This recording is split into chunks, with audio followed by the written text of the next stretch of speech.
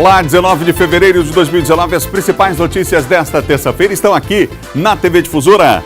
Ato a favor da criminalização da homofobia acontece hoje na capital. Mesa de diálogo debate os impactos do pacote anticrimes do governo federal. Na política, a prefeita do Maranhão cancela carnaval por conta de crise econômica.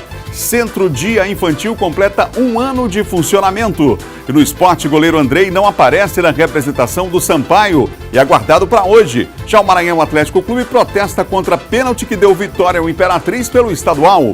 O Bom Dia Maranhão está começando agora.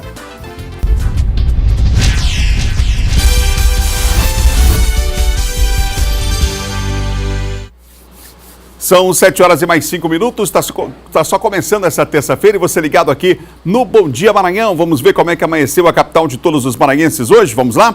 Hoje, terça-feira, olha só, céu brilha, o céu ainda nublado, tempo nublado, mas o sol já começa a aparecer aí nessa manhã de terça-feira. Imagens ao vivo da Praça Deodoro, um dos mais novos cartões postais da cidade agora, reformada, revitalizada, entregue à população, a Praça Deodoro. Portanto, aí você tem imagens ao vivo nesse momento aqui da capital, São Luís do Maranhão.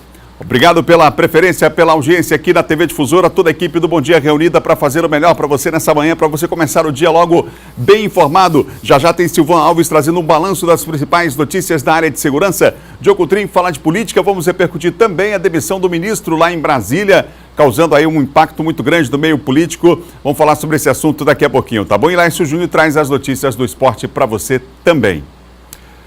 A discussão sobre o julgamento que pode criminalizar a homofobia e a transfobia, que foi suspensa no Supremo Tribunal Federal, será retomada amanhã, dia 20. Hoje, aqui em São Luís, acontece um ato em favor da criminalização da homofobia e esse ato acontece num dos pontos centrais ali da cidade, exatamente na Praça Deodoro, onde está o repórter Eduardo Ericeira.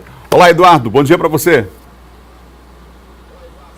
Olá, muito bom dia, Adalberto. Bom dia a todos que acompanham o Bom Dia Maranhão. Pois é, Adalberto, esse ato que acontece aqui na capital São Luís está previsto para acontecer hoje na tarde desta terça-feira, por volta das 15 horas, pelo menos essa é a previsão, que tem início às 3 horas da tarde, bem aqui, como você disse, a gente está aqui exatamente próximo, em frente à praça, aqui na Praça Deodoro, em frente à Biblioteca Pública Benedito Leite, esse ato que é justamente aí a favor da criminalização da homofobia. Essa discussão que deve ser retomada hoje, Adalberto, como você disse, no Supremo Tribunal Federal, ela já vem sendo discutida, ela foi suspensa e pelo menos a previsão é que seja retomada amanhã, dia 20 de fevereiro, quarta-feira. Essa discussão que também acontece no Congresso Nacional, mas deve ser retomada amanhã, quarta-feira, dia 20 de fevereiro, no Supremo Tribunal Federal. A gente lembra, Adalberto, aquelas pessoas que querem participar desse ato popular aqui na região central de São Luís, na Praça Deodoro, que venham com antecedência. E até aquelas pessoas também que querem se dirigir aqui para essa parte central da cidade por conta das intervenções que estão sendo realizadas por conta da obra que tem continuidade aqui no entorno da Praça Deodoro, mais precisamente agora na Alameda Silva Maia. Tem alguns trechos interditados, então tem um pouco de dificuldade para a pessoa que quiser vir para cá, tanto de carro quanto aí de ônibus, utilizando o transporte público. Então, que saia um pouco de antecedência aí de casa para que possa chegar sem nenhum tipo de tumulto ou dificuldade aqui na região da Praça Deodoro. Lembrando, Adalberto, que independentemente dessa discussão a nível nacional, aí feita em um cenário mais nacional, aqui no estado do Maranhão, já existe uma lei aí que garante a criminalização da homofobia. Essa lei é do ano de 2006, aqui no estado do Maranhão, e prevê que toda e qualquer manifestação atentatória ou discriminatória praticada contra qualquer cidadão em virtude de sua orientação sexual no âmbito aqui do estado do Maranhão é crime. A lei ainda diz o seguinte, que assegura punição a atos atentatórios e discriminatórios contra direitos individuais e coletivos dos cidadãos homossexuais, bissexuais ou transgêneros, qualquer tipo de ação violenta, constrangedora, intimidatória ou vexatória de ordem moral, ética ou psicológica. É o que prevê uma lei aqui do estado do Maranhão desde o ano de 2006.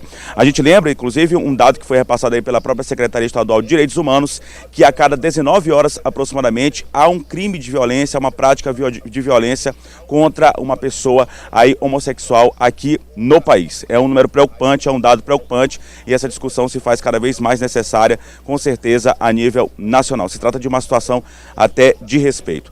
A gente volta no estúdio com você, Adalberto. Obrigado, Eduardo, pelas informações. Portanto, acontece hoje na Praça Deodoro esse ato importante a favor da criminalização da homofobia. Lembrando, mais uma vez, que não há nenhum outro país do mundo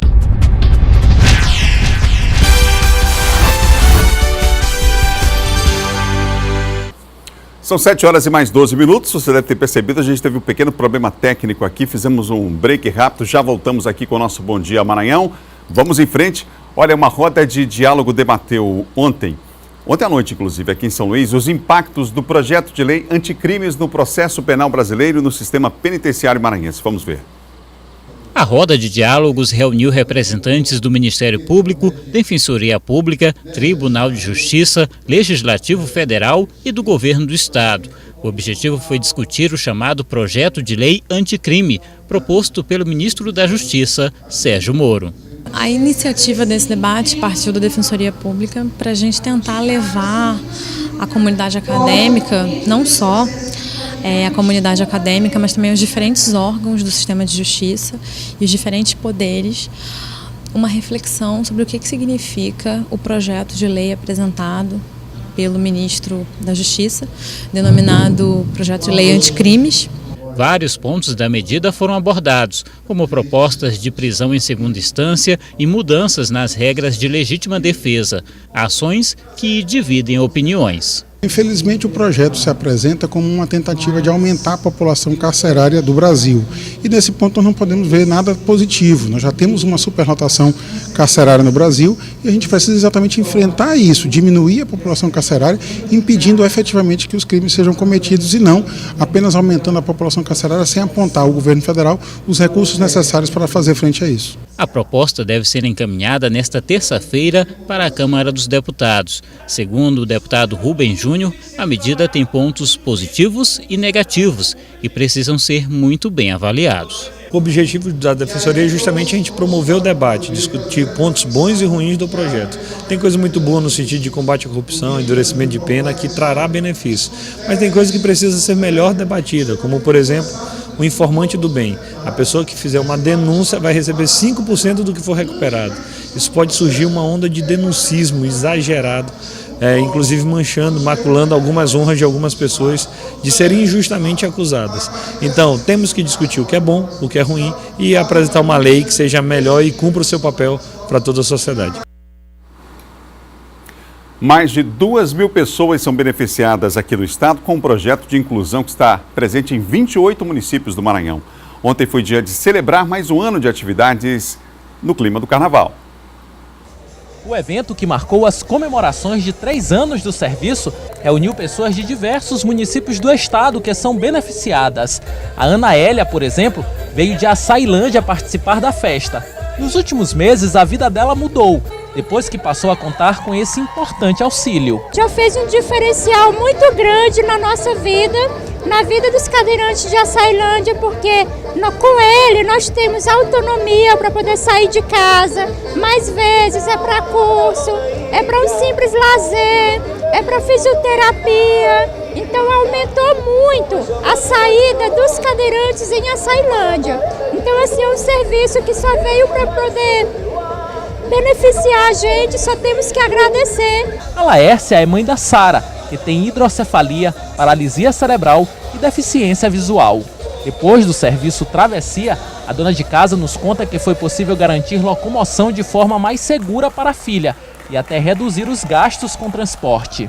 Para a gente ir fazer tratamento com ela, dependia de pagar táxi. Para ir levar ao médico, precisava pagar táxi. E agora não, aonde a gente quer ir, seja para tratamento, consulta ou lazer, Travessia sempre está ali para ajudar a gente. O serviço Travessia é desenvolvido pela Agência de Mobilidade Urbana, que permite transportar os assistidos de forma eficiente e segura.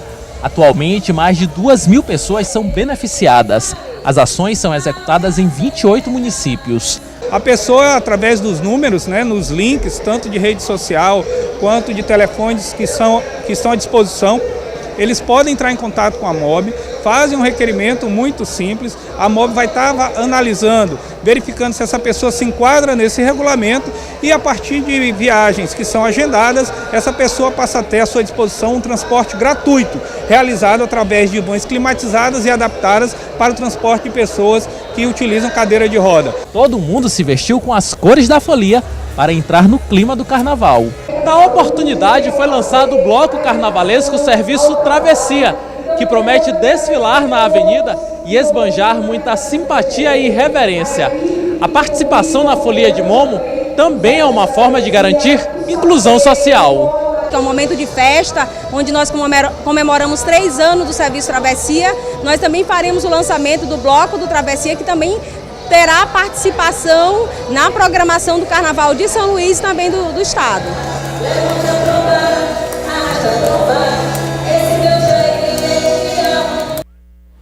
Importante esse projeto aí, presente em quase 30 cidades aqui do Maranhão. Vamos falar de segurança agora com Silvan Alves.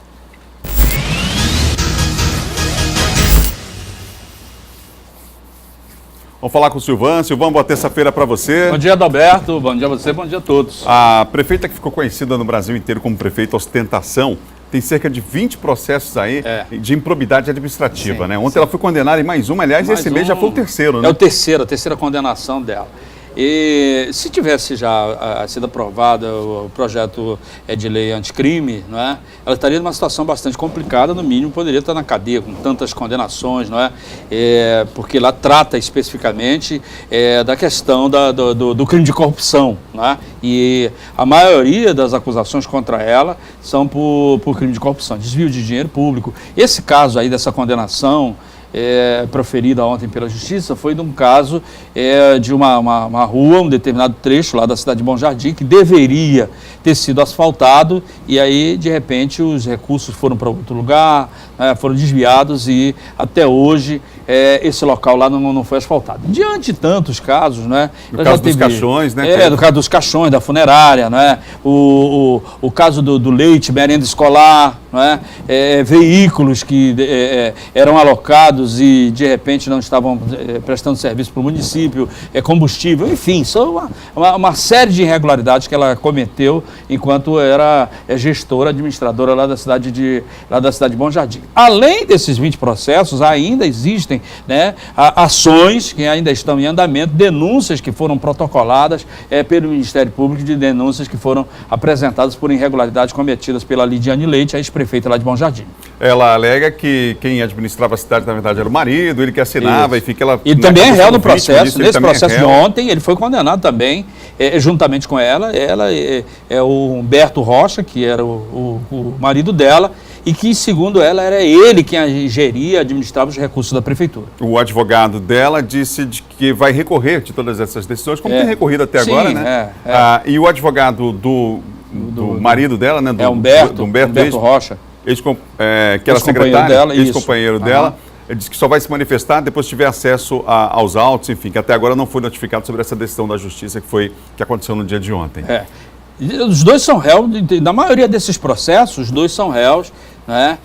Porque para a Justiça não vale essa argumentação de que, na verdade, os recursos eram geridos por ele e tal. Na verdade, ela que era a prefeita eleita, foi eleita pelo povo e, consequentemente, se ela se omitiu ou permitiu, né, que houvesse o uso indevido do dinheiro público, ela também não deixa de ter uma responsabilidade muito grande nisso. E como prefeita, como determina a lei, ela que é a ordenadora de despesa, né? Ela que assina tudo. Lógico, então, é evidente. Acaba respondendo por isso também. Com certeza, lógico. Silvan, agora vamos falar de um outro caso que envolve contrabando, né?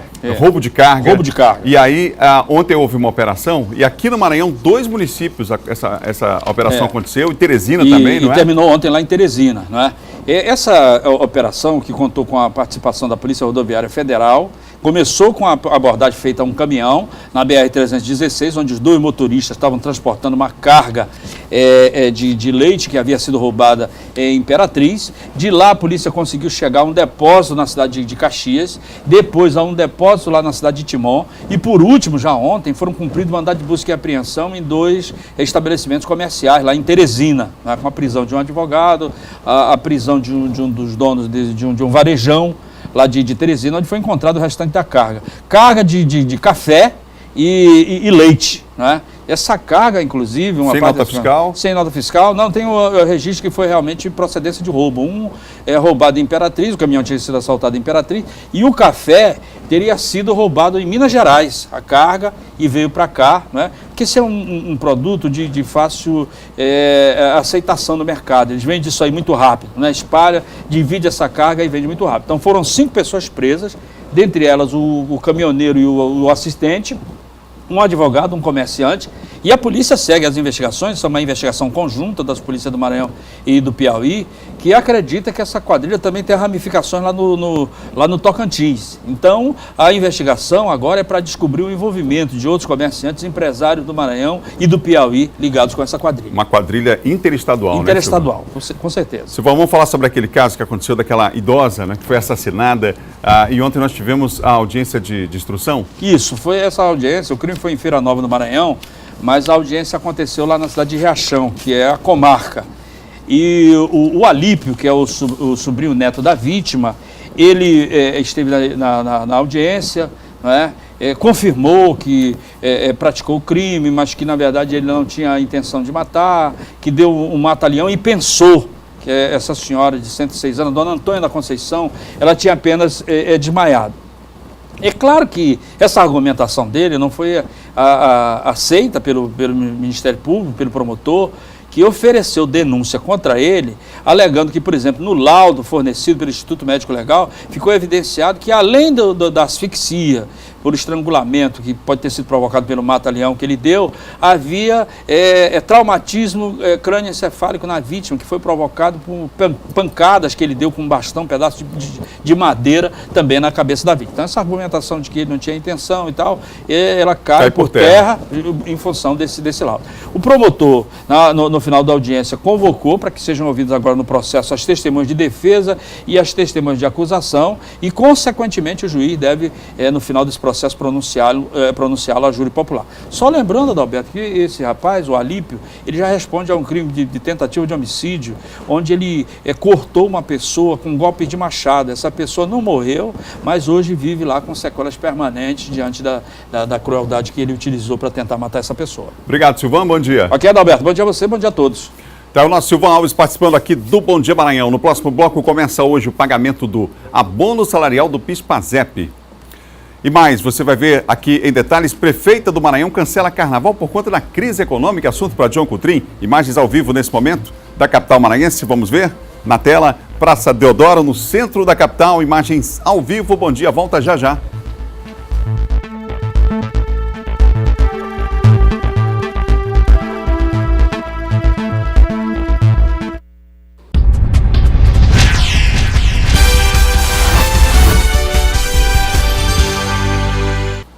Não perca a hora, são 7h26, de volta o Bom Dia Maranhão ao vivo para todo o estado. Olha, começa a ser pago hoje o abono salarial do PIS/PASEP. Os detalhes agora com Eduardo Ericeira. Eduardo, todo o dinheirinho que entra é bem-vindo, né? Pois é, Adalberto, isso a gente já vem falando há um certo tempo, né, por conta dessa crise financeira, dificuldade aí financeira, econômica em todo o país. Então, qualquer valor financeiro que é pago ao trabalhador, certamente é bem-vindo aí para ajudar nas contas. Pois é, Adalberto, segundo a Caixa, serão liberados aí ao todo 2,7 bilhões de reais para 3,7 milhões de trabalhadores, pessoas aí que trabalharam ainda no ano de 2017, daqui a pouco a gente vai passar mais detalhes, para correntistas da Caixa Econômica Federal, já a partir de hoje, Adalberto, e para quem não é correntista, o benefício a partir de quinta-feira, dia 21. Justamente aí, quem tem os servidores públicos com inscrição no PASEP, finais 6 e 7, também recebem um abono hoje, os valores variam de R$ 84 a R$ 998, de acordo com o tempo trabalhado formalmente no ano de 2017. Os pagamentos, eles são realizados conforme o mês de nascimento do trabalhador e tiveram início ainda em julho de 2018. Os recursos de todos os beneficiários estarão disponíveis até o dia 28 de junho de 2019. Para os trabalhadores da iniciativa privada, beneficiários do PIS, o valor do abono salarial pode ser consultado no site da Caixa ou pelo telefone 0800 726 0207. Para os servidores públicos aí do Banco do Brasil, que também fornecem informações pessoalmente, também pela internet ou também por meio do telefone 0800 729 0001. Tem direito ao benefício, Adalberto, como a gente falou aqui no início, o trabalhador inscrito no PIS ou no PASEP há pelo menos 5 anos e que tenha trabalhado formalmente por pelo menos 30 dias ainda no ano de 2017 com remuneração mensal média de até 2 salários mínimos. Também é necessário que os dados estejam corretamente informados pelo empregador na Relação Anual de Informações Sociais, que é o RAIS, ano base 2017. A gente volta com você, Adalberto. Obrigado, Eduardo, pelas informações. É o nosso Eduardo Ericeira ao vivo com a gente, são 7h28. Vamos agora aos destaques de Imperatriz com Luiz Carlos Lima. Olá, Luiz, bom dia para você. Olá, Adalberto, bom dia para você também, bom dia a todos que nos assistem. Nesse fim de semana, a polícia resgatou 2 crianças que foram abandonadas pela mãe dentro de uma casa no bairro Santa Inês, aqui em Imperatriz. Uma das crianças tem apenas 6 meses de idade. A polícia recebeu uma denúncia de que 2 crianças estavam sozinhas em casa. Uma das crianças tem 6 meses de idade e a outra 2 anos. Chegando lá, encontramos uma criança chorando, bastante assustada, de 2 anos de idade, estava no sofá da sala. E a outra bebezinha de 7 meses estava na rede, em um quarto escuro, em bastante choro, prantos. E nós acabamos recolhendo essas crianças e fazendo o encaminhamento delas para o Conselho Tutelar aqui em Imperatriz. As crianças foram trazidas aqui para o Conselho Tutelar ainda na madrugada. E após serem feitos todos os procedimentos, elas foram levadas para a casa da criança. O caso será investigado a partir de agora pela Vara da Infância, onde após a audiência será determinada a estadia das crianças. Depois de o juiz, através de uma equipe técnica, que vai fazer a visita na família dessas crianças, o juiz vai tomar a decisão se elas voltam para a família, para a genitora ou para algum outro membro da família, ou se essas crianças vão permanecer acolhidas.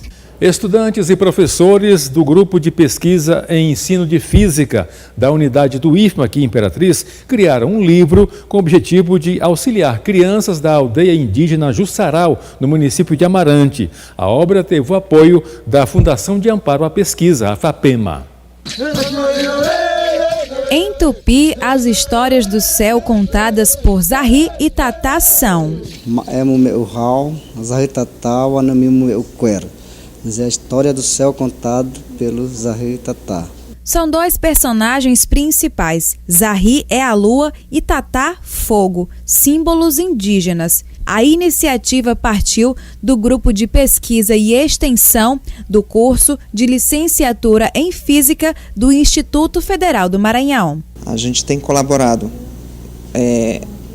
com os nossos alunos de graduação aqui, porque eles se formam nessa atividade, eles conhecem a lida, o dia a dia da escola, eles estão lá. O livro conseguiu de fato aproximar as 2 culturas, tanto que foi necessário fazer uma tradução do que havia sido escrito pelos acadêmicos, que estava em português. A primeira versão do material foi publicada em 2016 na Feira do Livro aqui em Imperatriz. Já a segunda, em Tupi, foi lançada há pouco tempo, no início de fevereiro deste ano, na própria aldeia. A gente percebeu que a cultura deles estava aos poucos se perdendo, mas assim a gente deixa ela como um legado na história.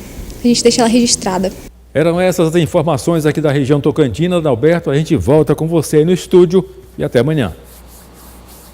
Até amanhã, Luiz. Muito boa essa iniciativa de traduzir o livro, né? Parabéns aí à equipe responsável. Vamos ver agora como é que foi a primeira sessão na Assembleia Legislativa, a primeira sessão da semana. O repórter Hugo Viegas acompanhou. Durante a sessão que abriu os trabalhos da semana, 9 deputados usaram a tribuna para discursar, dos quais 5 para criticar a situação das rodovias que cortam o estado, em especial as BRs 135 e 316. Os parlamentares cobraram respostas do DENIT e a recuperação dos trechos danificados. Eu pediria ao presidente que solicitasse morreu depois da eleição. Ao não, morreu em DENIT 2015, um ano depois. Uma explicação, a razão por que aquelas estradas estão da maneira que estão. Ontem mesmo, vindo de Teresina para cá, a esposa do seu Sebastião, ex-prefeito de Santana do Maranhão, capotou, virou. Ela e a médica, graças a Deus, que não houve fatalidade. Nessa casa nós tivemos o nosso primeiro discurso, principalmente falando tanto das BRs aqui do Maranhão como das MAs. E o que me chama a atenção, e volto a repetir, é que nós andamos no estado do Piauí e as BRs lá são BRs de qualidade, realmente dignas daquele ponto.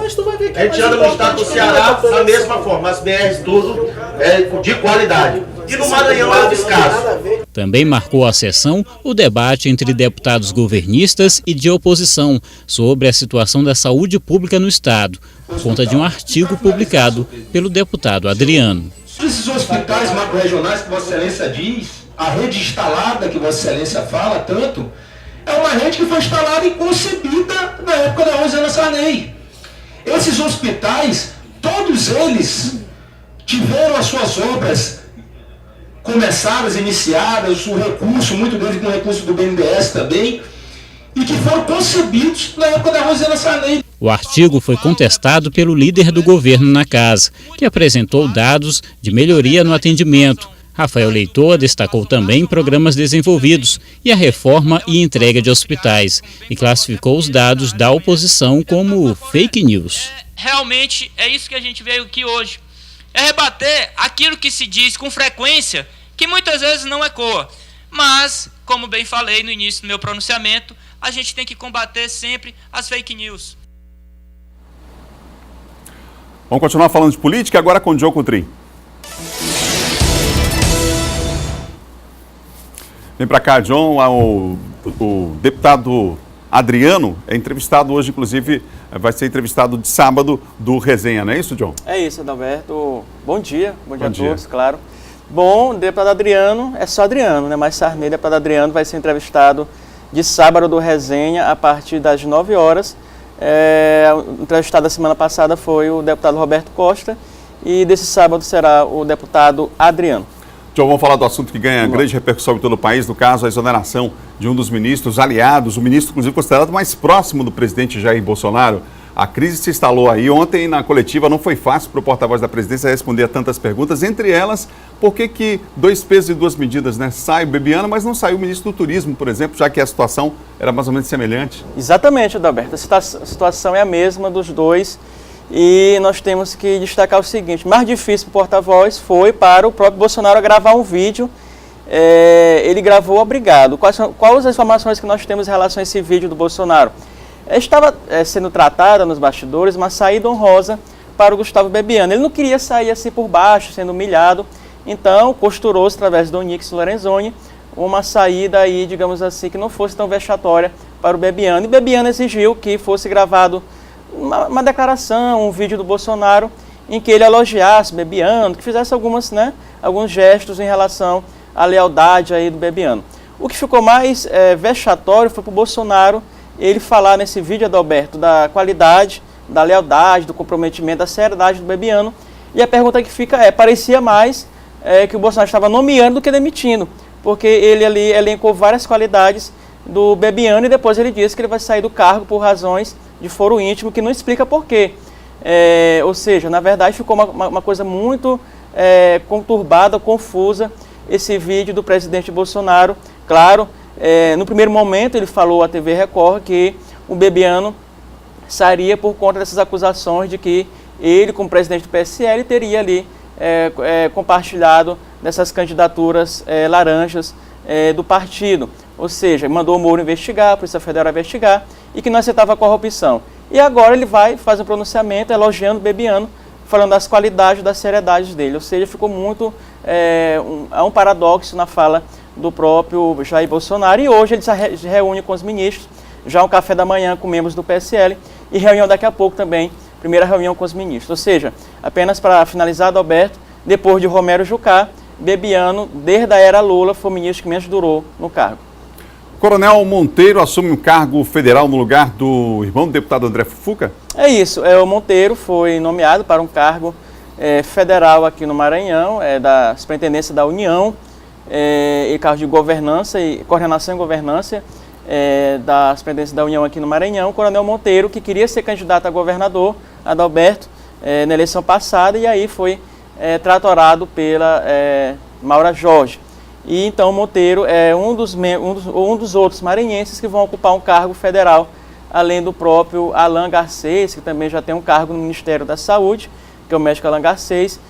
Então o Coronel Monteiro assume esse cargo. É importante, Adalberto, lembrar que Maura Jorge, Fábio Câmara, Chico Carvalho, que são do PSL, ainda não foram agraciados com nenhum cargo no governo Bolsonaro, não foram nem recebidos por ele e não há nenhum tipo de sinalização de que serão contemplados. Ou seja, Chico Carvalho, presidente estadual do PSL, Maura Jorge, candidata derrotada ao governo ali, e Fábio Câmara, candidata derrotada a deputado, todos do PSL não foram contemplados com nenhum tipo de cargo federal aqui pela parte do governo Bolsonaro. Ô John, para encerrar, no Maranhão, a prefeitura cancelou o carnaval por conta da crise financeira. Que prefeitura foi essa? Prefeitura de Santa Inês, a prefeita Vianney Bringel Adalberto está corretíssima porque, segundo ela, não há recursos financeiros disponíveis para financiar o carnaval em Santa Inês diante da crise econômica. Segundo a Vianney Bringel, prefeita de Santa Inês, é necessário que esses recursos sejam investidos em outras áreas como saúde, educação e infraestrutura.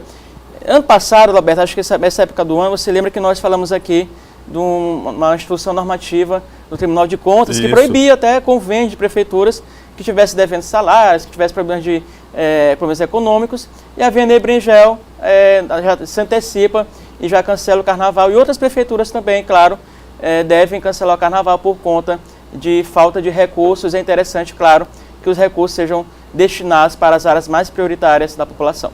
Obrigado, John. Até amanhã. Até amanhã, Adalberto. É o nosso John Coutrin, são 7 horas mais 39 minutos.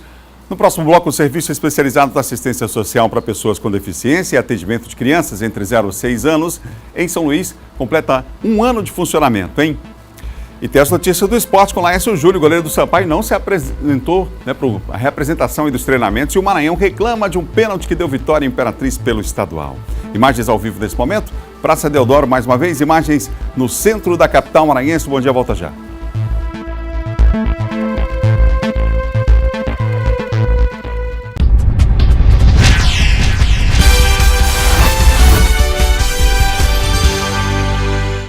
São 7 horas e 43 minutos, de volta ao Bom Dia Maranhão, ao vivo para todo o estado aqui pela TV Difusora. Olha, o Centro Dia Infantil, serviço especializado da assistência social para pessoas com deficiência e atendimento de crianças, entre 0 e 6 anos, completa hoje 1 ano de funcionamento. Para marcar a data, tem uma vasta programação. Quem tem os detalhes para nós é Eduardo Ericeira. Eduardo.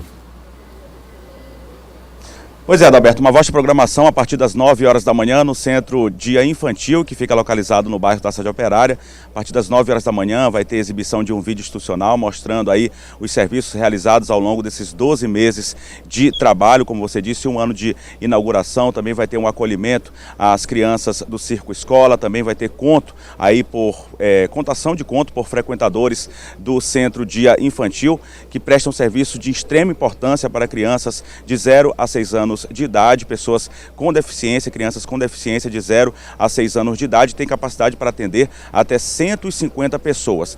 A programação vai acontecer lá no local mesmo, Centro Dia Infantil, como eu disse, localizado no bairro da Cidade Operária. O Centro Dia Infantil, que é mantido a partir de uma parceria entre a Prefeitura de São Luís, o Governo Federal, o Governo do Estado e também o Instituto Pobres Servos da Divina Providência, que além do Centro Dia Infantil também mantém o Centro Educacional e Social São José Operário, que funciona no mesmo espaço, lá na Cidade Operária, que atende também pessoas de 18 a 60 anos de idade. O Centro Dia Infantil, que é um equipamento de extrema importância aí, da Prefeitura de São Luís, que trabalha, como eu disse, com crianças aí, pessoas com deficiência, com autismo, também com microcefalia. Importante aí 1 ano de funcionamento aqui na capital São Luís, programação a partir das 9 horas da manhã desta terça-feira da manhã de hoje. Voltamos ao estúdio com você, Adalberto. Obrigado, Eduardo. Amanhã a secretária Andréa Laonde vai estar com a gente aqui no estúdio falando mais sobre esse 1 ano de funcionamento do Centro Dia Infantil. Vamos mudar de assunto, falar de esporte agora?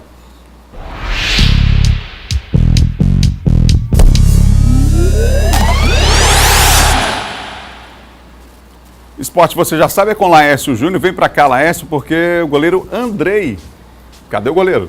Essa é a grande pergunta que todo mundo faz e nem a assessoria de imprensa do Sampaio soube responder. A única resposta que deram ao questionamento dos jornalistas foi: ainda não se apresentou. Ele estava sendo aguardado ontem. Ontem, inclusive, foi folga no Sampaio, mas era aguardada apenas essa atividade, a apresentação do goleiro Andrei, que foi prometida pelo presidente na semana passada. Confira os detalhes da volta que não aconteceu e ninguém sabe se vai ou não ocorrer. E um detalhe interessante também dessa questão envolvendo o Andrei. Ao que tudo indica, depende do jogador, algo inédito no futebol brasileiro. O clube está completamente refém do posicionamento do Andrei. Se ele quiser, ele volta. Se não quiser, vai continuar de férias aí até aparecer uma outra oportunidade. Confira. Na semana passada, o presidente Sérgio Frota garantiu que as férias do goleiro Andrei acabariam ontem, segunda-feira, dia 18 de fevereiro. Eu iniciei uma negociação em Portugal, depois iniciei uma negociação com o futebol do Uruguai, né? Era para ele estar aqui na segunda-feira, ele pediu uma semana, deve estar muito cansado. Mas brincadeira à parte, ele vem, sei que, na minha opinião, o maior goleiro do futebol maranhense de todos os tempos, foi eleito o melhor goleiro da Copa, o melhor jogador da Copa do Nordeste, né? Se você pegar 20 clubes, 20 vezes 30, são 600 jogadores, ele recebeu o prêmio. E, botando a cabeça no lugar, eu tenho certeza que pode ajudar muito o Sampaio. O certo é que até agora nem sombra do goleiro eleito no ano passado o melhor jogador da Copa do Nordeste vencida pelo tricolor maranhense. Andrei chamou a atenção do Sampaio no fim de 2017, onde quase atrapalhou o acesso do tricolor quando defendia o Volta Redonda. O acerto veio logo depois e o caso de amor entre o goleiro e a torcida foi imediato. Com verdadeiros milagres, Andrei comandou o Sampaio em resultados expressivos, principalmente fora de São Luís, pela Copa do Nordeste. O que era uma parceria de sucesso no Nordestão virou motivo de crise no segundo semestre, cercado por irregularidades na campanha do rebaixamento, onde deixou a equipe antes do término da Série B. O Sampaio tentou, mas não conseguiu negociar o jogador que tem contrato até o fim do ano que vem. Com essa, já são 3 segundas-feiras que o goleiro é aguardado e não aparece. Será que nesta terça-feira teremos o Andrei no CT José Carlos Macieira? É aguardar para ver. É difícil, porque para chegar no CT ele tem que passar pelo aeroporto. E o aeroporto não viu nem sombra do Andrei, não tem nenhum detalhamento em rede social que ele está vindo para cá, para São Luís do Maranhão. Ontem nós procuramos e nada do goleiro do time do Sampaio Corrêa, o Andrei. E é bom frisar esse detalhe que eu citei na reportagem. O Andrei deixou o Sampaio Corrêa antes do término da Série B do Campeonato Brasileiro, onde ele acabou sendo determinante também para o rebaixamento do time tricolor. Agora, o que está chamando a atenção também, Adalberto, é a reclamação do Maranhão. O Maranhão entrou com uma ação ontem junto à Federação Maranhense de Futebol, protestando contra a arbitragem do jogo contra o Imperatriz. O MAC reclama deste lance, não sei a sua opinião. Na minha opinião, pênalti. Eu creio que o atacante do Imperatriz é derrubado, ó, dá para perceber. Claro que o gramado está escorregadio, o jogador do time do Imperatriz acaba se antecipando e aproveitando o toque do zagueiro para poder cair, mas a falta acabou sendo clara, marcada pelo Myron Frederico Novaes. O Maranhão acredita que não e computa com esse 2 erros decisivos, aquele do São José que resultou na vitória do São José por 3-2 e esse que resultou na vitória do Imperatriz por 1-0, resultados que tiraram o Maranhão do G4. Na imagem eu não percebi toda essa, digamos assim, que o campo molhado acabou prejudicando tanto a situação não. Eu queria ver o lance de mais perto para ver se a perna esquerda dele toca realmente no jogador. Que o jogador do Imperatriz valoriza muito. O Chico é esperto, o toque, né? Experiente, né? Isso. Mas, enfim, tá aí a reclamação do Maranhão Atlético Clube. Vitória do Imperatriz deixou o Maranhão numa situação complicada, né? Pois é, a imagem mostra pênalti, né? O Maranhão reclama com toda a razão. Na realidade, o Maranhão quer uma carta de garantia para não ter erro no clássico contra o Sampaio no sábado, porque esse vai ser o jogo decisivo. Quem perdeu o clássico do próximo sábado provavelmente se complica na disputa do campeonato estadual. E se, por um lado, esse resultado foi ruim para o Maranhão Atlético Clube, para o Cavalo de Aço foi muito bom. O Imperatriz respira aliviado após esta vitória. O time agora é vice-líder e só tem confrontos contra times que lutam contra o rebaixamento. Um deles contra o Santa Quitéria na última rodada. O campo do Centro de Treinamento do São José dos Quiribas, quase como um tapete assim verdinho, nem de perto lembrava o sufoco que foi jogar no último sábado no Frei Epifânio contra o Maranhão. Jogo difícil, mas equilibrado. Difícil porque o adversário, né, dificultou. Um adversário que correu bastante, lutou muito dentro do jogo, valorizou a nossa vitória. Mesmo treinando em um campo um pouco mais distante do que é de costume, tinha gente acompanhando de perto a evolução. E essa mesma vontade mostrada no último jogo estava junto com o time no primeiro treino pós-partida. Na verdade, a gente vem numa crescente muito boa, né? A gente vem fazendo bons jogos. Infelizmente, nos jogos passados nós não vemos adquirindo a vitória, mas esse jogo conseguimos vencer bem. Agora, na segunda posição da tabela, o time do Imperatriz comemora os 8 pontos conquistados depois da última disputa contra o MAC. Daqui até o próximo jogo ainda tem alguns dias, mas durante esse tempo serão trabalhadas todas as áreas do grupo, para que os atletas entrem em campo 100%. E detalhe, o próximo jogo será fora de casa, no campo do adversário. E agora o que precisa é a gente ir buscando alguns detalhes individual para a gente poder aperfeiçoar melhor a parte coletiva da equipe. Contra o Cordino em Barra do Corda, o Imperatriz entra em campo dia 28 de fevereiro. A gente está preparando bem, né? Temos uns dias aí até o próximo jogo. Deixa eu ver que o professor Rui e o professor Fábio Nogueira vai nos dar um trabalho muito bom para que a gente possa pegar mais força ainda, para que a gente possa ir para o jogo e buscar as vitórias. Pois é, o Cavalo de Aço ganhou tempo, vai voltar a campo só no dia 27 contra o Santa Quitéria, portanto na próxima semana. Essa semana não tem Copa do Nordeste para as equipes do Maranhão, tem só o Campeonato Estadual e o Moto aguarda uma definição, Adalberto. O Moto quer a antecipação do jogo de domingo contra o Cordino para sábado, porque na semana que vem já tem duelo importante pela Copa do Nordeste e também pela Copa do Brasil. Faz todo sentido. Obrigado, Lécio. Um abraço. Você ligado aqui no Bom Dia Maranhão, nessa manhã de terça-feira, agora é hora da previsão do tempo aqui na capital do interior do estado. Então vem comigo, a gente começa por São Luís, vamos ver 3 cidades aqui no nosso tempo. São Luís, Imperatriz e Caxias. Em São Luís, tempo nublado, chuva, pancada de chuva esparsa prevista para hoje, mínima de 24, máxima de 31 graus. Lá em Imperatriz, tempo nublado e pancada esparsa de chuva, que pode ser acompanhada de trovoada, hein? Lá em Imperatriz, 24 mínima, 34 a máxima. Em Caxias, tempo nublado, pancada esparsa de chuva que pode ser acompanhada também de trovoada. Olha só, também lá em Caxias. Mínima 22, máxima de 33 graus. Informações do Labnet, que é o Laboratório de Meteorologia da UEMA, Universidade Estadual do Maranhão. A gente fica por aqui. Amanhã tem mais a partir das 7 da manhã. O Bom Dia Maranhão. Outras notícias no portal MA10. Lembrando que amanhã nós vamos tratar sobre o Centro Dia Infantil, aqui no estúdio, recebendo a secretária Andréia Lawande, a nossa entrevistada. A gente se encontra amanhã às 7 da manhã. Fique com a imagem de São Luís, tempo nublado ainda hoje de manhã. Vamos lá? Imagens da nossa cidade. Aí está, mais uma vez, a Praça Deodoro, centro da capital maranhense. É assim que a gente encerra hoje o nosso Bom Dia. Valeu, valeu. Amanhã tem mais a partir de 7 da manhã. Um ótimo dia.